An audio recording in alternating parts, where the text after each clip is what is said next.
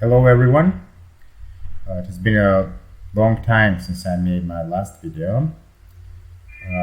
And I want to return and do a few more, and hopefully you can enjoy them and learn something from them.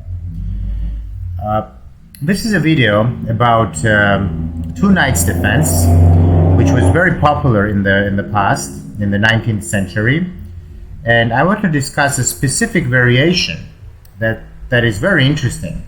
It has lost popularity recently, but I think that in those times it was an extremely interesting way of playing for white and for black too. So after e4, e5, knight f3, knight c6, bishop c4. Knight f6 is the so-called two knights defense, and here white plays knight g5.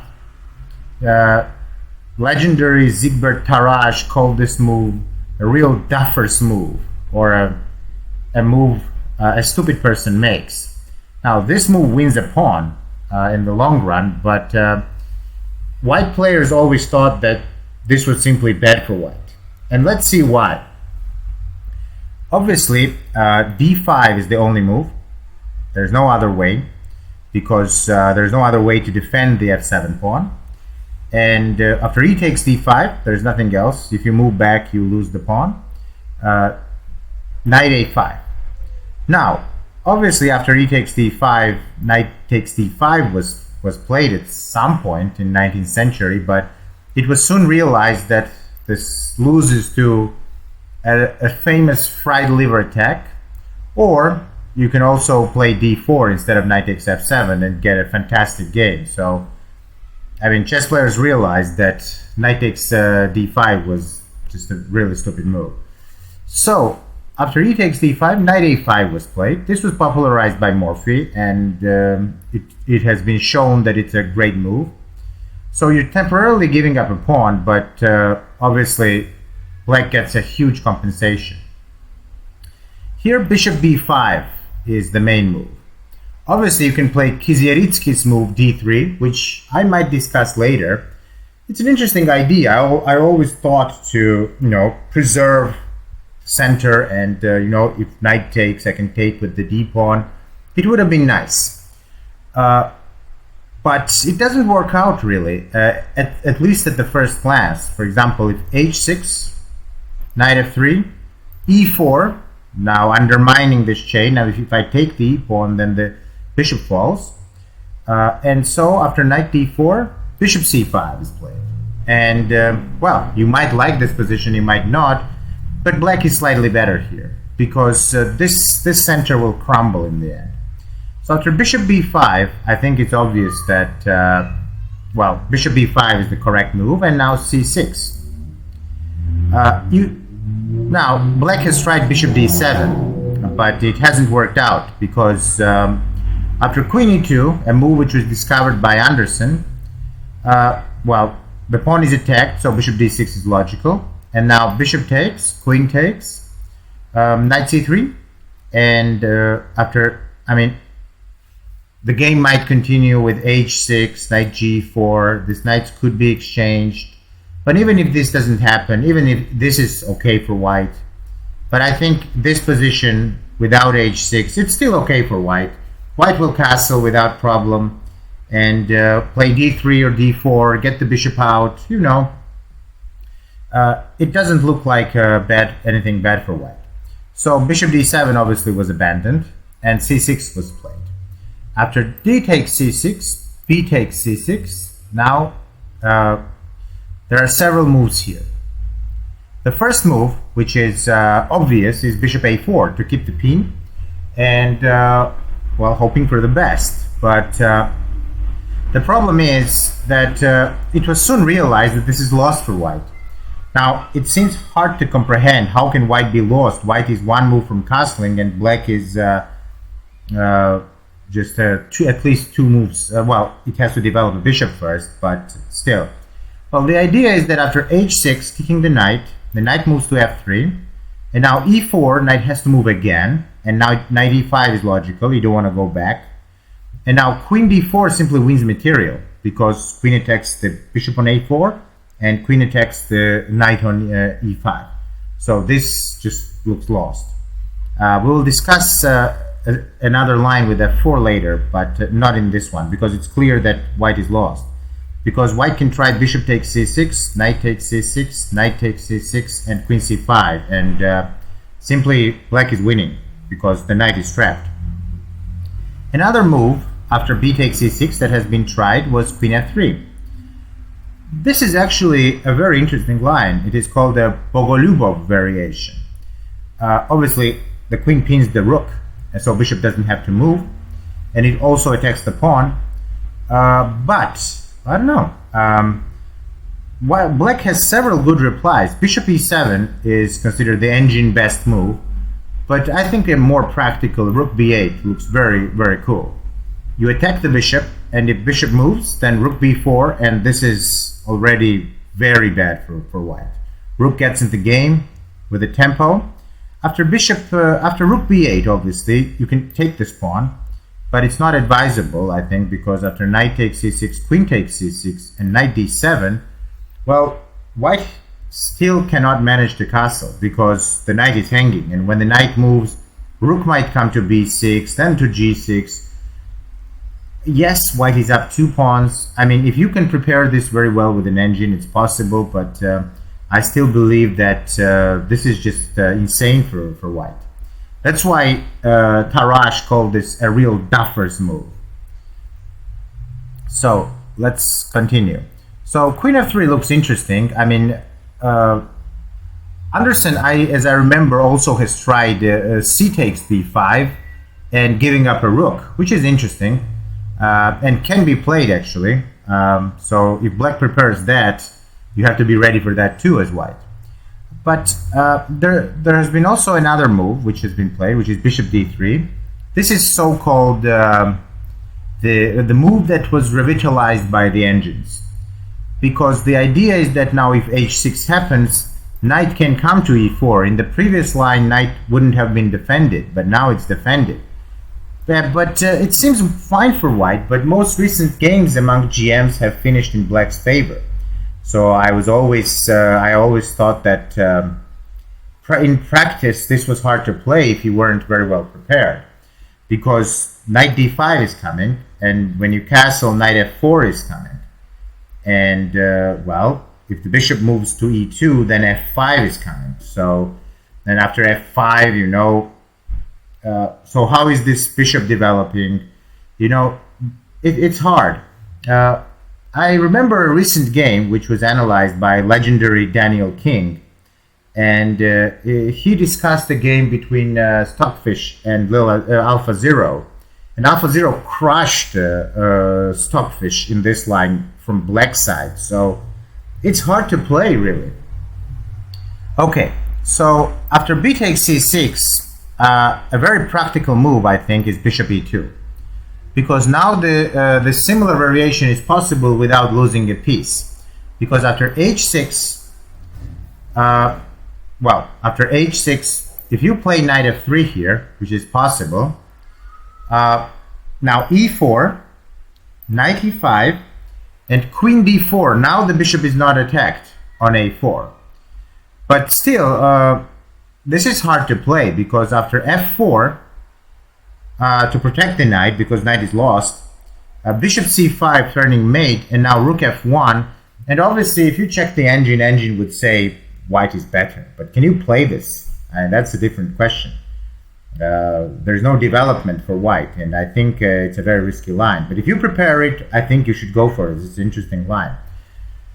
Today I'm discussing a bit more thoroughly the knight h3 line, which is also very interesting. Well, I might continue discussing this line more in the future videos, because this was the line that was discovered by Anderson and then used by Steinitz, and that's why it's considered the Steinitz variation. Now it looks insane. The bishop can take the knight, and after g takes h3, well, so is the king gonna castle there? First of all, black is not obliged to take immediately, because knight is not turning to escape. I mean, if knight g1 undeveloping, that's horrible. So black can decide to continue whatever he wants to do first. Bishop c5 is logical, and Mikhail Chigorin used this against Steinitz in their match in 1892. There was this idea that queen d4 was used by Fritz Riemann. He tried this against Adolf Anderssen in 1878, which was around 14 years earlier than this game. But after knight c3, bishop c5. Now, this is a wrong idea from black, but I want to show you exactly what is the plan for white. Because d3 is logical, because you stop e4, and then queen h4, trying to get that pawn on h3, because after bishop takes, g takes, queen takes, white is up a pawn. Black has returns the pawn, sorry. So castles, and now g5. Now again, black is not obliged to take the knight yet, because knight is not turning to move. So bishop e3 and knight b7, knight defends the bishop and also tries to reroute. And now king h1. Now the knight is threatening to come to g1 and f3, which will be bad. So bishop takes h3, g takes h3, and queen takes h3. But this bishop, which came on e2, now gets to f3. And this is a rock bishop. This bishop attacks the weak c6 pawn. And it also wants to come back and defend the king. A very easy way of winning. e4 was tried by Fritz Riemann, but after bishop g2, queen h4, knight takes e4, rest of the game was mopped up by Anderssen very easily, because this is the whole idea. You want to play rook g1 next, and if the king castles, if the black king castles on the king's side, well, you have a ready-made attack. And this bishop has no opponent, so that's why white is actually doing well here. So I think that after knight h3, bishop c5 is a very logical move. You don't play queen d4. Now castles, obviously. Again, black can play bishop takes h3, but the knight isn't trying to move. g1 is occupied, so why do it now? The knight is not going anywhere. And d3 is a star move. I think this is the move which is very important in this variation, because it opens the bishop, and if the knight wants to come to d5 and f4, from here to here, it can take 2. And knight comes to c3, and the development is smooth. So I think d3 is a correct move. But there was something here that worried Steinitz, because he didn't play this line in the next game. He played c3 next game and lost in a horrible fashion. His idea was to play after knight b7, queen a4, trying to attack that pawn. After bishop takes h3, g takes h3, queen d6.